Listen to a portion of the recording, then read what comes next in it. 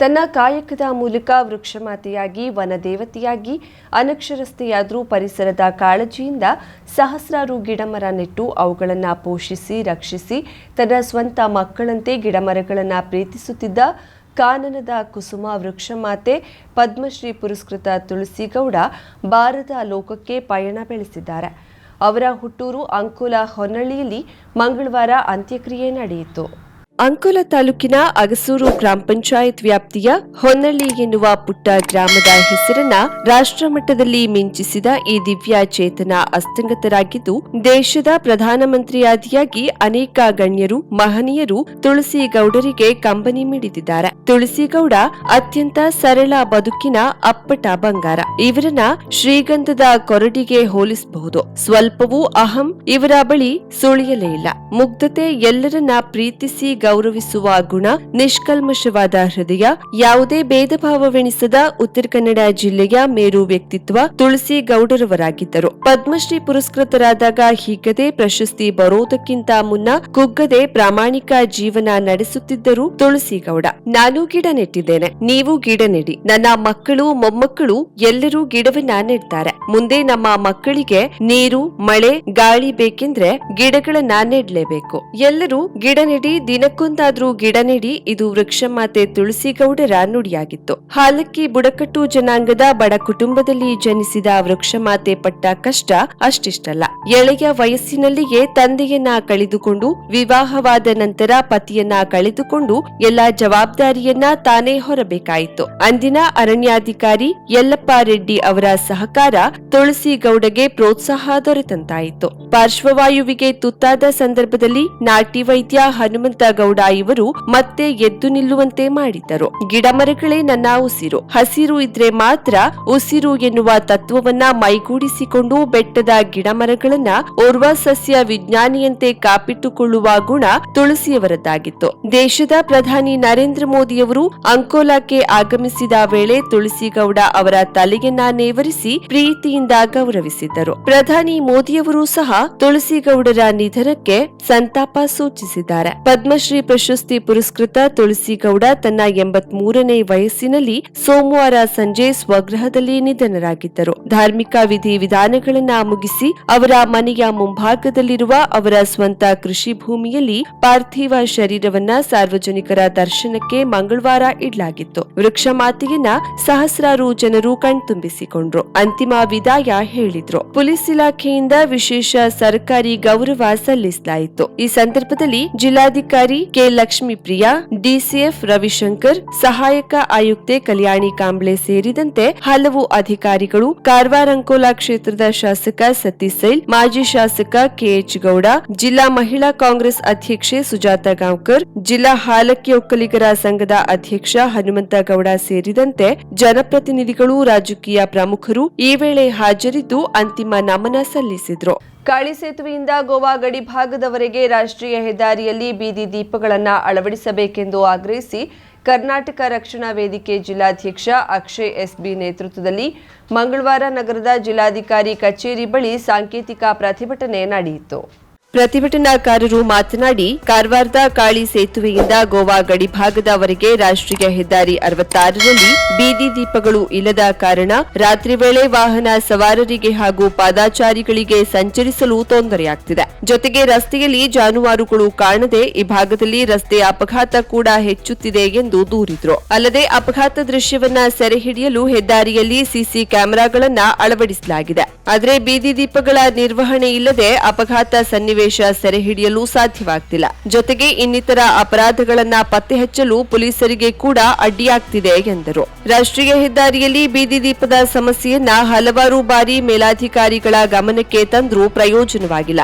ಹೀಗಾಗಿ ಒಂದು ವಾರದೊಳಗೆ ಸೂಕ್ತ ಕ್ರಮ ಕೈಗೊಂಡು ಕಾಳಿ ಸೇತುವೆಯಿಂದ ಗೋವಾ ಗಡಿಭಾಗದವರೆಗೆ ವಿದ್ಯುತ್ ದೀಪಗಳನ್ನ ಅಳವಡಿಸಬೇಕು. ತಪ್ಪಿದಲ್ಲಿ ಕರ್ನಾಟಕ ರಕ್ಷಣಾ ವೇದಿಕೆ ವತಿಯಿಂದ ರಾಷ್ಟ್ರೀಯ ಹೆದ್ದಾರಿ ಬಂದ್ ಮಾಡಿ ರಸ್ತೆ ತಡೆದು ಉಗ್ರ ಹೋರಾಟ ಕೈಗೊಳ್ಳಲಾಗುತ್ತದೆ ಎಂದು ಎಚ್ಚರಿಸಿದ್ರು. ನಮ್ಮ ಕಾಳಿ ನದಿ ಸೇತುವೆಯಿಂದ ಗೋವಾ ಗಡಿಭಾಗ ತನಕ ಐಆರ್ಬಿ ಅವರು ಯಾವುದೇ ರೀತಿಯ ಒಂದು ವಿದ್ಯುತ್ ದೀಪವನ್ನು ಅಳವಡಿಸದೆ ಇದುವರೆಗೆ ಬಹಳಷ್ಟು ಸಮಯದಲ್ಲಿ ಅಪಘಾತಗಳು ಸಂಭವಿಸಿದೆ, ಬಹಳಷ್ಟು ಸಾವು ನೋವುಗಳು ಸಂಭವಿಸಿದೆ. ಅದಕ್ಕೋಸ್ಕರ ಅದನ್ನ ಅದನ್ನ ಆದಷ್ಟು ಬೇಗ IRB ಅವರು 7 ದಿನ ಕಾಲಾವಕಾಶವನ್ನು ನಾವು ನೀಡ್ತಾ ಇದ್ದೇವೆ. ಕಾಲಾವಕಾಶದ ಒಳಗಡೆ ಅವರು ಅದನ್ನ ನಿರ್ಮಿಸಬೇಕಂತ ಹೇಳ್ಕೊಂಡು ನಾವು ಬೇಡ್ಕೊಳ್ತಾ ಇದ್ದೇವೆ.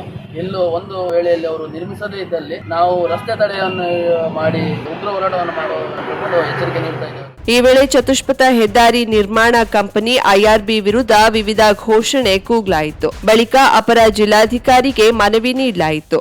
ಎಲ್ಲಿವರೆಗೆ ಹೋರಾಟ? ಎಲ್ಲಿವರೆಗೆ ಹೋರಾಟ? ಯಾತಕ್ಕಾಗಿ ಹೋರಾಟ? ನ್ಯಾಯಕ್ಕಾಗಿ ಹೋರಾಟ. ಅಯ್ಯಯ್ಯೋ ಅಯ್ಯಯ್ಯೋ ಅನ್ಯಾಯ ಅನ್ಯಾಯ. ಅಯ್ಯಯ್ಯೋ ಅಯ್ಯಯ್ಯೋ ಅನ್ಯಾಯ ಅನ್ಯಾಯ. ಬೇಕೇ ಬೇಕು ನ್ಯಾಯ ಬೇಕು. ಬೇಕೇ ಬೇಕು ನ್ಯಾಯ ಬೇಕು. ಪ್ರತಿಭಟನೆಯಲ್ಲಿ ಸಂಘಟನೆ ಉಪಾಧ್ಯಕ್ಷ ಲೋಕೇಶ್ ನಾಯ್ಕ್, ಗ್ರಾಮೀಣಾಧ್ಯಕ್ಷ ವೀರಭದ್ರ, ಗ್ರಾಮೀಣ ಉಪಾಧ್ಯಕ್ಷ ಮಹೇಶ್ ಬಾಂದೇಕರ್, ಕಾರ್ಯದರ್ಶಿ ಬ್ರಿಜೇಶ್ ನಾಯ್ಕ್, ಸನಿ ವೈಗಂಡ್ಕರ್, ಪ್ರಶಾಂತ್, ರೂಪೇಶ್ ಗಡ್ಕರ್, ರೂಪೇಶ್ ನಾಯ್ಕ್, ದಿಲೀಪ್ ಗಜಿನ್ಕರ್, ಸೂರಜ್, ಮಂಜುನಾಥ್, ಮಾರುತಿ ರಾಯ್ಕರ್, ಸುಜಲ್, ನಂದಾ ನಾಯ್ಕ್ ಸೇರಿ ಹಲವರು ಪಾಲ್ಗೊಂಡಿದ್ದರು. ಅಂಗನವಾಡಿ ಕಾರ್ಯಕರ್ತೆ ಹಾಗೂ ಸಹಾಯಕಿಯರ ಹಲವು ಬೇಡಿಕೆಗಳನ್ನು ಈಡೇರಿಸುವಂತೆ ಆಗ್ರಹಿಸಿ ಕರ್ನಾಟಕ ರಾಜ್ಯ ಅಂಗನವಾಡಿ ನೌಕರರ ಸಂಘದ ಜಿಲ್ಲಾ ಸಮಿತಿ ವತಿಯಿಂದ ಅಂಗನವಾಡಿ ಕೇಂದ್ರದ ಕೆಲಸವನ್ನು ಸ್ಥಗಿತಗೊಳಿಸಿ ಮಂಗಳವಾರ ಕಾರವಾರ ನಗರದಲ್ಲಿ ಪ್ರತಿಭಟನೆ ನಡೆಸಲಾಯಿತು. ಸಿಐಟಿಯು ಯಮುನಾ ಗಾಂವ್ಕರ್ ನೇತೃತ್ವದಲ್ಲಿ ಕಾರವಾರ ನಗರದ ಮಾಲಾದೇವಿ ಮೈದಾನದಿಂದ ಸಾಗಿದ ಅಂಗನವಾಡಿ ಕಾರ್ಯಕರ್ತೆ ಹಾಗೂ ಸಹಾಯಕಿಯರ ಬೃಹತ್ ಮೆರವಣಿಗೆಯು ಜಿಲ್ಲಾಧಿಕಾರಿ ಕಚೇರಿಯ ಬಳಿ ಸಮಾರೋಪಗೊಂಡಿತು. ಅಂಗನವಾಡಿ ಕೇಂದ್ರದ ಕೆಲಸವನ್ನ ಸ್ಥಗಿತಗೊಳಿಸಿ ಡಿಸೆಂಬರ್ 17 ಹಾಗೂ ಡಿಸೆಂಬರ್ 18ರಂದು 2 ದಿನಗಳ ಕಾಲ ಹೋರಾಟ ನಡೆಸಲಾಗುತ್ತಿದ್ದು ಹಕ್ಕೊತ್ತಾಯಗಳನ್ನು ಮಂಡಿಸಿದ್ರು. ಈ ವೇಳೆ ವಿವಿಧ ಬೇಡಿಕೆಗಳ ಕುರಿತು ಸರ್ಕಾರದ ವಿರುದ್ಧ ಘೋಷಣೆ ಕೂಗಲಾಯಿತು. ಪ್ರತಿಭಟನಾಕಾರರು ಮಾತನಾಡಿ ಅಂಗನವಾಡಿ ಕೇಂದ್ರಗಳ ಮೇಲ್ದರ್ಜೆಗೆ ಏರಿಸಬೇಕು, ಸಮಗ್ರ ಶಿಶು ಅಭಿವೃದ್ಧಿ ಯೋಜನೆಗೆ ಪ್ರತ್ಯೇಕ ನಿರ್ದೇಶನಾಲಯ ಮಾಡಬೇಕು, ಪೂರಕ ಪೌಷ್ಟಿಕ ಆಹಾರದ ಬದಲು ಸಂಪೂರ್ಣ ಆಹಾರ ಒದಗಿಸಬೇಕು, 2018ರಿಂದ ಕೇಂದ್ರ ಸರ್ಕಾರದ ವೇತನ ಹೆಚ್ಚಿಸದ ಧೋರಣೆಯನ್ನ ಖಂಡಿಸಿ ಗ್ರಾಚ್ಯುಟಿ ಅನುದಾನ ಬಿಡುಗಡೆಗೊಳಿಸುವಂತೆ ಹಾಗೂ ಬಜೆಟ್ನಲ್ಲಿ ಅನುದಾನ ಹೆಚ್ಚಿಸುವಂತೆ ಒತ್ತಾಯಿಸಿದ್ರು. ಉತ್ತರ ಕನ್ನಡ ಜಿಲ್ಲೆಯ ಮಹಿಳಾ ಮತ್ತು ಮಕ್ಕಳ ಕಲ್ಯಾಣ ಇಲಾಖೆಯಲ್ಲಿ ಖಾಲಿ ಇರುವ ಹುದ್ದೆಗಳನ್ನು ಆದಷ್ಟು ಶೀಘ್ರದಲ್ಲಿ ಭರ್ತಿ ಮಾಡಬೇಕು.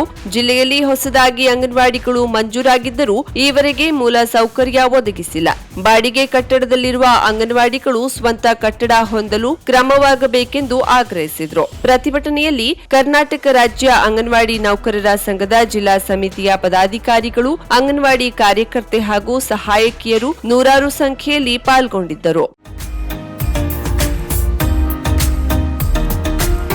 ಮಿಲನ್ ಎಂಟರ್ಪ್ರೈಸಸ್ ಬೃಹತ್ ಎಲೆಕ್ಟ್ರಾನಿಕ್ ಹಾಗೂ ಫರ್ನಿಚರ್ ಮಳಿಗೆ. ಉತ್ತರ ಕನ್ನಡ ಜಿಲ್ಲೆಯಲ್ಲೇ ಅತಿ ಹೆಚ್ಚು ಮಳಿಗೆಗಳನ್ನು ಹೊಂದಿರುವ, ಅತಿ ಹೆಚ್ಚು ಸಂತೃಪ್ತ ಗ್ರಾಹಕರನ್ನ ಹೊಂದಿರುವ ಮೂಲಕ ಹೆಗ್ಗಳಿಕೆಗೆ ಪಾತ್ರವಾಗಿರುವ ಏಕೈಕ ಸಂಸ್ಥೆ ಮಿಲನ್ ಎಂಟರ್ಪ್ರೈಸಸ್.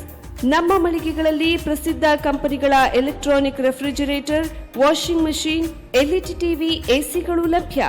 ಭಾರತದ ಕರಾವಳಿ ಹವಾಮಾನಕ್ಕೆ ಹೊಂದಿಕೊಳ್ಳುವ ನಂಬರ್ 1 ಬ್ರ್ಯಾಂಡ್ ಆದ ಗೋದ್ರೇಜ್ ಕಂಪನಿಯ ಕಪಾಟು, ಆಫೀಸ್ ಟೇಬಲ್, ಆಫೀಸ್ ಚೇರ್, ಬ್ಯಾಂಕ್ಗಳಿಗೆ ಹಾಗೂ ಚಿನ್ನದ ಅಂಗಡಿಗಳಿಗೆ ಬೇಕಾಗುವ ಸೇಫ್ ಲಾಕರ್ಗಳು ಅತಿ ಕಡಿಮೆ ಬೆಲೆಯಲ್ಲಿ ಲಭ್ಯವಿದೆ. Teak wood sofa set, wooden dining table ಹಾಗೂ ಗ್ರಾಹಕರಿಗೆ ಬೇಕಾಗುವ ಅಳತೆಯಲ್ಲಿ ನಿಮ್ಮ ಮನೆಗೆ ಹೊಂದಿಕೊಳ್ಳುವ ಹಾಗೆ ಫರ್ನಿಚರ್ ಗಳನ್ನ ಮಾಡಿಕೊಡಲಾಗುವುದು. ಕಸ್ಟಮೈಸ್ಡ್ ಕಿಚನ್, ವಾರ್ಡ್ರೋಬ್ ಗಳನ್ನ ಅತಿ ಹೆಚ್ಚು ವರ್ಷಗಳ ಕಾಲ ಬಾಳಿಕೆ ಬರುವ ಹಾಗೆ ವಾರಂಟಿಯೊಂದಿಗೆ ಮಾಡಿಕೊಡಲಾಗುವುದು. ನಮ್ಮಲ್ಲಿ ಡ್ಯೂರಾಫ್ಲೆಕ್ಸ್, ಗೋದ್ರೇಜ್ ಕಂಪನಿಯ memory foam mattress, orthopaedic mattress, spring ಮ್ಯಾಟ್ರೆಸ್ಗಳು ಕಡಿಮೆ ಬೆಲೆಯಲ್ಲಿ ಲಭ್ಯ. ವಿವಿಧ ಕಂಪನಿಗಳ ನವೀನ ಮಾದರಿಯ ಮಿಕ್ಸರ್, ಗ್ರೈಂಡರ್, ಫ್ಯಾನ್, ಕುಕ್ಕರ್, ತವಾ, ಫ್ಲಾಸ್ಕ್, ಮೈಕ್ರೋ ಓವೆನ್ಗಳು ಲಭ್ಯವಿದೆ. 0% ಬಡ್ಡಿಯೊಂದಿಗೆ ಸ್ಥಳದಲ್ಲಿಯೇ ಬಜಾಜ್ ಫೈನಾನ್ಸ್ ನಿಂದ ಸಾಲ ಸೌಲಭ್ಯವಿದೆ.